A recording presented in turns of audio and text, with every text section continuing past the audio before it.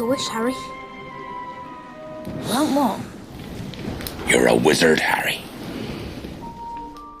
Even if you haven't read the books or watched the Harry Potter movies, you have probably heard the name Harry Potter or J.K. Rowling, famous throughout the world. Today, we will discuss the success story of J.K. Rowling, author of the Harry Potter series.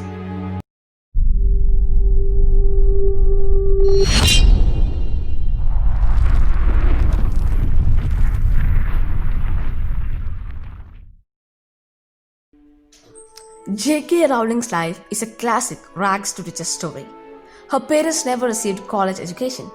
She lived for years with government assistance as a single mother and overcame a dozen rejections from publishers to become almost overnight one of the most successful and widely read authors in the history of the world. Joanne Rowling grew up surrounded by books, as her mom and dad loved reading.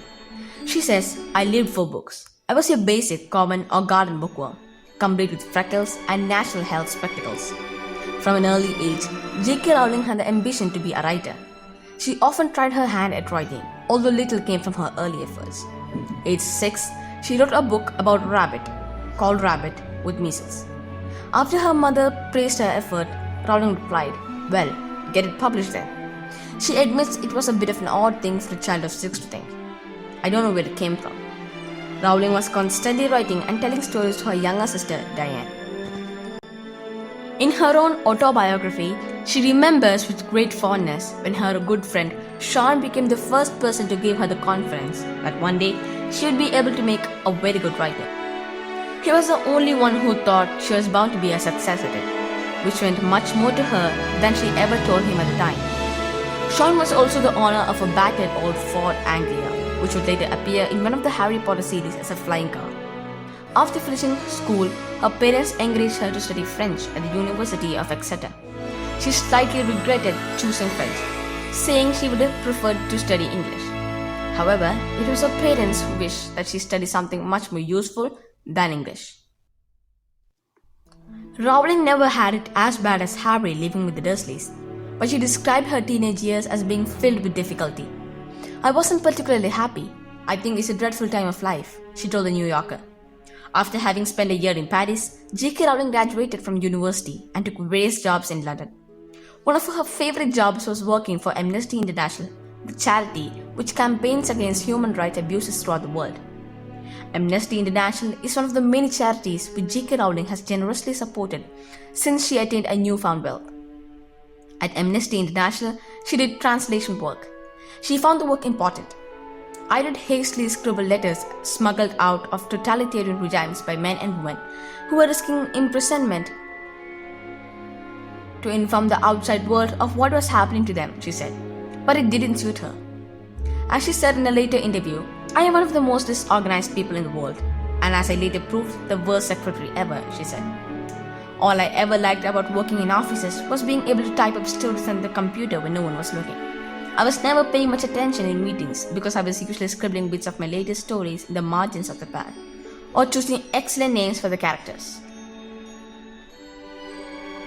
In 1990, J.K. Rowling began planning out the Harry Potter series. On a delayed train from Manchester to London's King's Cross station, J.K. Rowling came up with the idea for Harry Potter. To her immense frustration, she didn't have a functioning pen with her, and she was too shy to ask anybody if she could borrow one. She now thinks that this was probably a good thing, because she simply sat and thought for 4 hours. And all the details bubbled up in her brain. And the scrawny, black-haired, bespectacled boy who didn't know he was a wizard became more and more real to her. She thinks that perhaps if she had to slow down the ideas so that she could capture them on paper, she might have stifled some of them. Over the next 5 years, she outlined the plots for the 7 books in the series, writing in longhand and amassing scraps of notes written on different papers. Eventually, she finished her first copy of the Philosopher's Stone and sent it off to various agents. She found an agent, Christopher, who spent over a year trying to get a publisher. It was rejected by 12 major publishing houses, but eventually, a quite small publisher, Bloomsbury, agreed to take the book on. The editor also agreed to pay her an advance of €1,500. The decision to take on the book was in large part due to his 8-year-old daughter's enthusiastic reception of the first chapter. The first book in the Harry Potter series Harry Potter and the Philosopher's Stone, also known as the Sorcerer's Stone. The book received numerous awards, including the British Book Award. Succeeding volumes: Harry Potter and the Chamber of Secrets, 1998, Harry Potter and the Prisoner of Azkaban, 1999, Harry Potter and the Goblet of Fire, 2000, Harry Potter and the Order of Phoenix, 2003, and Harry Potter and the Half-Blood Prince, 2005, also were bestsellers. Available in more than 200 countries and some 60 languages, Rowling finished the series with the seventh and final novel in the series, Harry Potter and the Deathly Hallows, released in 2007. Harry Potter and the Deathly Hallows has become the fastest-selling book of all times.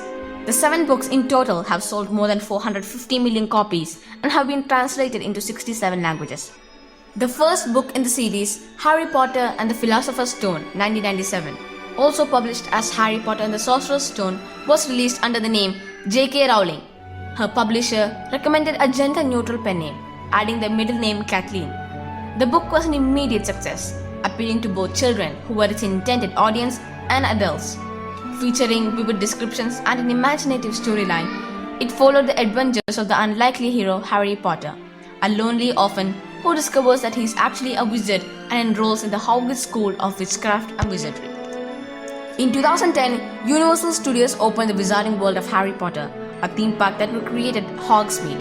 Let attendants pick a magical wand and ride a roller coaster through Hogwarts or on a hippogriff. It's so popular that attendance at Universal Studio increased by 66% at its first full year, and it's now within striking distance of Disney, which ruled the theme park industry for decades.